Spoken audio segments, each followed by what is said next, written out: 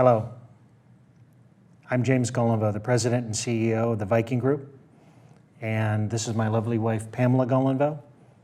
We have a story to share with you for Fire Prevention Week, that recent tragedy that occurred with our home that burned down 3 weeks ago. And we had to make a lot of decisions in 60 seconds and learned a whole new appreciation for the power of fire. So fire is faster and more powerful than we are. Our beautiful home was turned to rubble in just a few minutes. The power of fire, even though I've researched it for well over 40 years, was more significant than I have ever seen before. And it could have been a life-changing event. It is a life-changing event, but it could have been more devastating to not only Pamela and myself, but also to a family member who was staying with us. On an outdoor covered patio, in our outdoor deck, we had a lithium-ion battery charging overnight that ignited and caused a flashover fire that broke into the house while we were sleeping.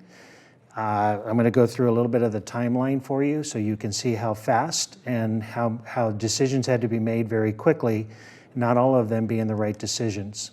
So a floor plan where we were in the master bedroom. The fire started on the outside deck where we were doing some work, but we left a battery charging overnight to be ready for the next day. So at 10:28, while my wife and I were asleep, we received a text from our ADT security system of emotion. It didn't wake us up because we received texts quite frequently with deer or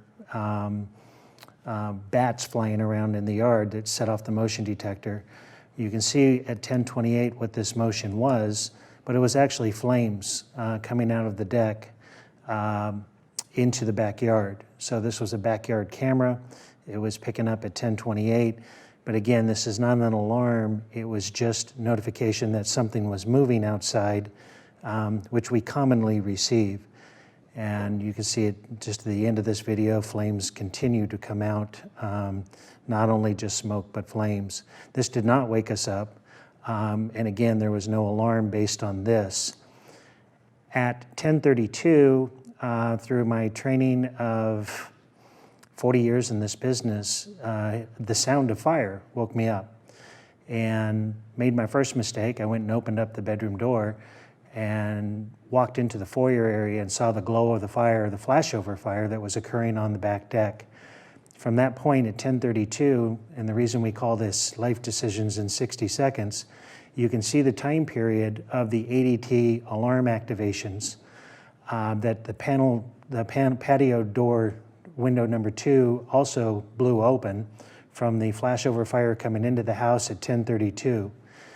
And every detector in the house activated within that 60 seconds, but this was also the time period that I was evacuating Pamela, and also Pamela evacuating and yelling for my brother who was upstairs, who was visiting from Idaho. All of this occurred in that 60-second window, and I'll show you a video of us leaving. You can see the front door unlocked manually at 10:32 as well.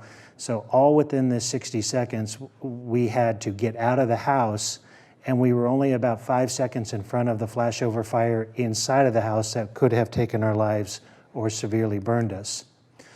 So from the master bedroom, our exit path, which was another mistake, we went towards the fire because it was breaking in from the outside deck. When it hit flashover, it broke in the windows and was coming towards us. But our exit path was this way. Instead of going out the windows, which would have been more logical of the bedroom, we went towards the fire. And I can't tell you how I made those decisions in those split seconds, but I made those decisions. They weren't the correct decisions to go towards the fire. We should have gone out the bedroom window. But you know, in a split second, every plan that you make, it can be subject to change, and they're life decisions that you make very quickly. So in a very few amount of seconds from 10:32, I grabbed my shorts. I'm going to go fight the fire with a garden hose. My wife was right behind me. My brother comes out and makes a critical life decision. And he forgot his wallet, and he didn't have his phone. He looked inside, made a decision not to go back in the house. And if you count to 5 seconds after he disappears, you'll see the flames and the smoke blow through the glass of the front door. And that's how close he came to going back into a house where he would not have come back in, and I would have been in the backyard, so I would not have known he went back into the house because I was trying to put some water on and slow down the fire to wait for the fire department. And then you have the lonely moment standing across the street when you watch your house burn down. It's a tough moment. Mistakes that were made. I've retrofitted 4 previous homes with fire sprinklers. I had not got to it in this house. The fire started outside where the sprinklers probably would not have been on the back deck, but that's no excuse. I should have retrofitted this house. This is what I do for a living, so I should have had sprinklers. I didn't have a very good plan of evacuation for my wife and family. I always tell people don't always go to the familiar front door or the main entrance of a building, and that's exactly what we did. We went right back to the main door because that was the normal way that we would get out of the house, and that happened to be going straight back towards the fire. So I didn't have a very good plan, and we didn't practice it. I exited the master bedroom and went towards the fire. I should not have done that. Again, I should have gone out the bedroom window. I passed my wife in the foyer thinking I could fight the fire with a garden hose. And I tell people that I'm a professional idiot because I thought a 5/8 hose, I could actually slow down a flashover fire. Bad thinking in a short amount of time. But I should have stopped and made sure she got out of the house. She had stopped at the bottom of the stairs to make sure my brother came down the stairs. And I should have been the last to leave the house. You know, it was just a short amount of time that we had. And rational thought, thinking that you're going to have it when you have to make a lot of decisions in 60 seconds is a bad plan. You're not going to have a lot of rational thoughts, so you better practice. You better have your family with a good plan of how to get out of a house in case of a fire, especially if you don't have fire sprinklers. This is where the fire started. This is what our house turned into. Losing all the personal possessions, I was fortunate. We were fortunate that we were able to get out of the house. You can see how much devastation this was and how big this fire got in a very short amount of time. This is where we were sleeping. The bed actually fell through the floor. This is a composite wood joist house. So if we had not been awakened by the sound of the fire and had waited for the alarms, we'd probably still be in the bed that was now in the basement. It fell through the floor. Our 2-month-old Expedition in the garage completely got destroyed, and you can see the composite wood joist, which explains why the fire department would not go inside the house. A complete failure of the composite wood joist system. The sticks that you see are the bottom cords of the joist that fell apart. The pond at the bottom is how much water the fire department put on this house to try to control this fire. If I had fire sprinklers in the house, what it would have done is bought us an additional 15 or 20 seconds from the flashover fire that came in from the deck. If we were waiting for an alarm and not the sound of fire to wake us up, then that alarm would have been too late for us to get out the path that we took. And if we did take that path, we would have had severe burns if we had made it at all. Fire sprinklers would have given us that additional 15 seconds to cool the initial rush of superheated gas coming into the house. And there would have been a good chance that we would have made it out if we had fire sprinklers and had waited for the alarm. This house will be rebuilt, we'll be stronger, we'll be better advocates for fire prevention, we'll be better advocates for fire sprinklers.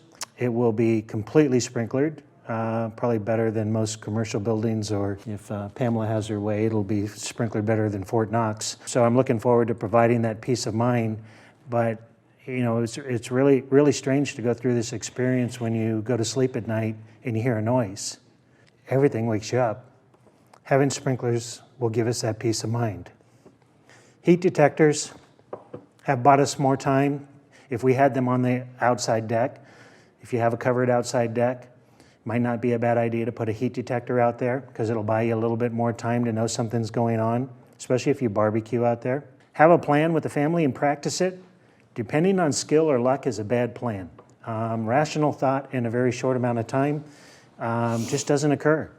I have been classically trained to feel a door, see if it's warm before I opened it. I opened that door, I made a lot of mistakes, but you just don't know how you're going to react in a very short amount of time, especially less than 60 seconds.